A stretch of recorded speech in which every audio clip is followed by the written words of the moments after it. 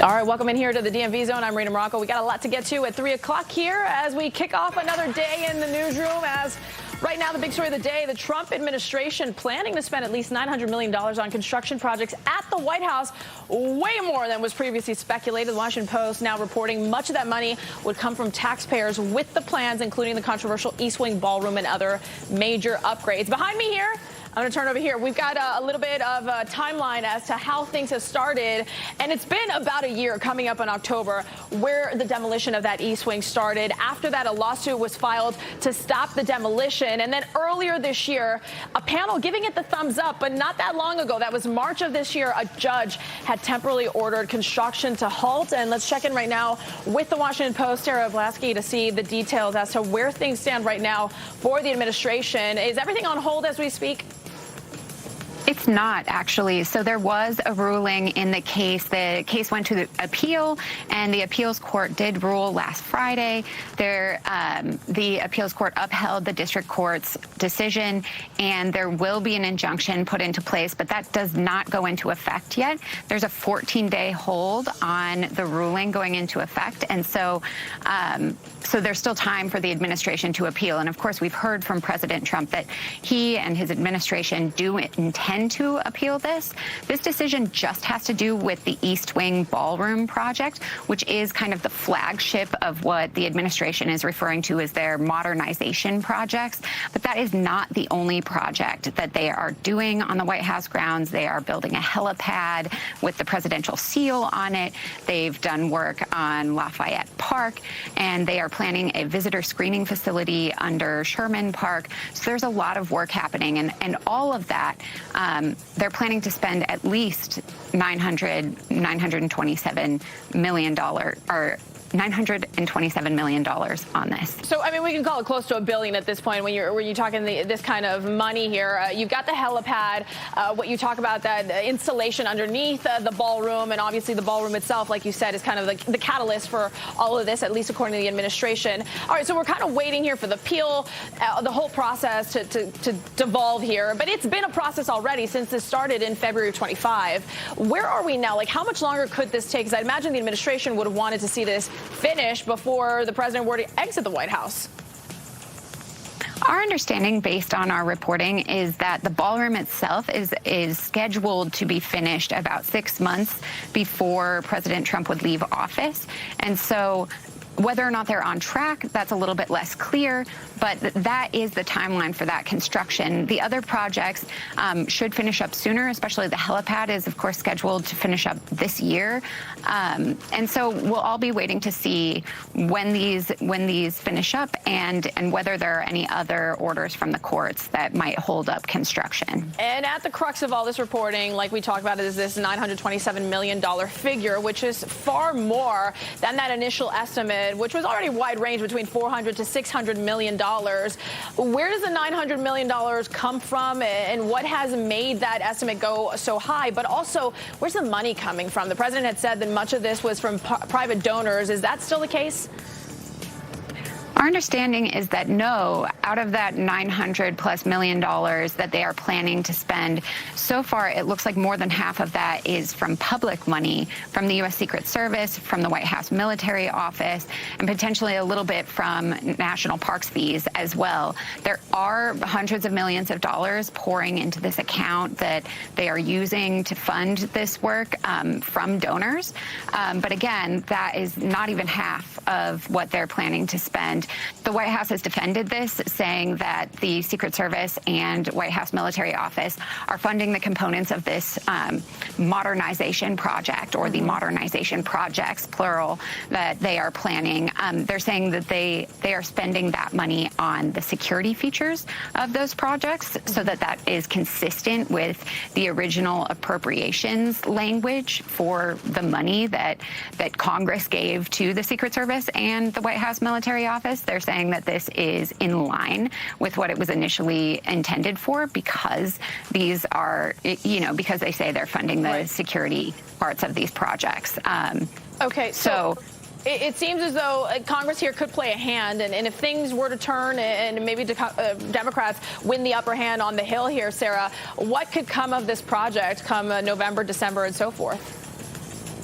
Well, generally, when there is work like this on the White House grounds, presidents in the past, those administrations have gone to Congress for an appropriation for a budget saying, here's what we want to do, here's why we want to do it. And then Congress designates a specific pot of money for them to use. And that is not what happened here. They have pieced this money together from various sources. And now it'll be up to people on the Hill to kind of sort through whether what the administration is saying is true, that these dollars are being spent as they should have been. A lot of questions to be answered yet. Sarah Vlasky with the Washington Post. We appreciate your reporting and thank you for coming on. Speaking of administration projects, new details emerging about President Trump's plans to renovate the Kennedy Center. Axios reporting that the proposed overhaul could cost up to $560 million with those major renovations planned for theaters, for the Grand Foyer, and for aging infrastructure. And it could all take years. And we kind of have another timeline here just to see how long it's been taking. And more than a year since all those plans started. And as you know, the president's name went up on the building and then came down, and those major renovations continue as of August of this year. We've got Axios reporter Janae Dill with the scoop on where things stand now with the Kennedy Center. The administration with their hands in many pots. What's going on in this one? Well, in this one, tomorrow, the Kennedy Center board will meet and they will decide the future of this institution. That chart you put up there is great because it bears repeating just how stunning it was when President Trump basically installed himself as the chairman of the Kennedy Center board and then abruptly later announced that the Kennedy Center would be undergoing this 2-year renovation. We haven't seen the plans until now. I got a hold of 180 pages worth of blueprints and other details about these plans. There are 2 options the board will consider tomorrow. One option is having a 2-year renovation where most of the performances will be off-site, like the National Symphony Orchestra will perform at local venues elsewhere. The Kennedy Center Honors will be at other venues. And then they will basically go full steam on this construction project. The other option that you alluded to, which would cost more than twice as much as Congress has given this project, it would take 4 years, and it would be a phased approach, and it would mean the symphony could perform on the current main building, but in a really difficult situation where people would have to, maybe walk through swing space or scaffolding or this ongoing construction project. So the board will make up its mind tomorrow, I believe. It's probably looking like the 2-year option is what will probably be more popular. But this all hinges on a judge. A judge is going to have to look at these plans and see if they are, permissible, basically, after the closure of this center was halted back in May. So there's a lot of drama here, a lot of moving pieces still, and tomorrow we're going to find out more. Tomorrow, is this a make or break for the administration, or is there a possibility that there's still appeals that can be made? Well, I'll never rule out another plot twist in this. That sort of the timeline you laid out was really well done. That would be smart, I think, Janae, given history that precedes us. That's right. I can talk about some of the details here, though. There are a lot of guts and plumbing and HVAC and other things like that. The piping of this building that will be upgraded. The elevators, lots of sort of maintenance work that hasn't happened since the 90s. The marble exterior, all that kind of stuff will be polished and redone if this goes forward. We'll be watching. Tomorrow's a big day. Thank you so much, Janae. Let's move on here to topic number 3. As a University of Maryland soccer player is now suing the NCAA over his eligibility, arguing the organization wrongly classified him as a professional player. The case could have broader implications for how college sports defines who is considered a professional athlete. We've got WTOP reporter John Doman with the story. Reading your article is fascinating, John, because I'm not sure that there is maybe a case that needs to go more before a court, because there's so many things that need to be defined here. Well, just a few years ago, this would have been a very open and shut case as well. But in recent years, a lot of European basketball players who kind of went through the same sort of developmental system before they were ruled ineligible to come play college basketball here in the States, now they've been ruled eligible. And this is just sort of another example of that. And as the NCAA tries to figure out what is and isn't a pro in all the different sports, this is just one more example that we're seeing here locally. Right, because the definition isn't clear, and the argument being made by his attorney, right, for for this athlete that, look, not only did he play a minimal amount, those 14 minutes, yes, he scored, but it was a developmental league. And secondly, he wasn't compensated like a professional athlete, therefore is not one. There's also the argument to be made about all these NCAA athletes who are making money hand over fist from NIL deals, right? Does that qualify them as quasi-professional? Does that come into the argument here?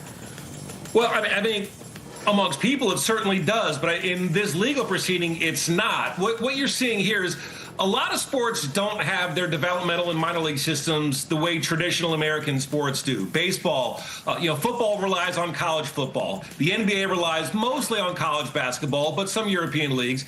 But everything else that happens around the world, they have much more younger academies where players as young as 7, 8 years old begin training and sometimes getting paid, and their schooling is way different. And so what you're seeing here is some of that outgrowth from what's happening in other continents drifting back over this way. But then, you get into the whole NIL mess and schools just being able to directly pay players.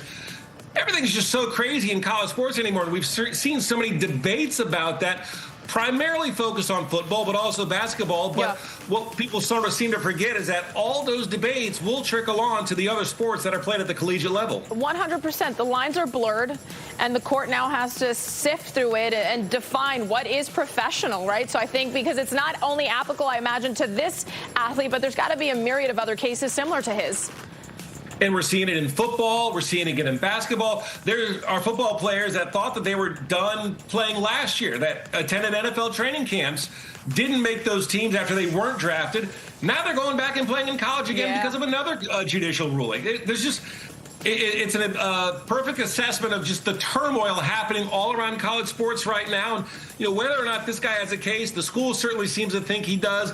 They're saying that his minutes at the top tier of MLS came under a contract that's different from what most of the pros at MLS typically sign. So, who knows how this is going to go. He's got a hearing set for next week in Upper Marlboro, but this is just one more example of the craziness that college sports is anymore. You're not kidding. We'll be watching. I know you will be as well. WTOP's John Doman with us here on the DMV Zone. We appreciate it. Stay with us. We'll be right back.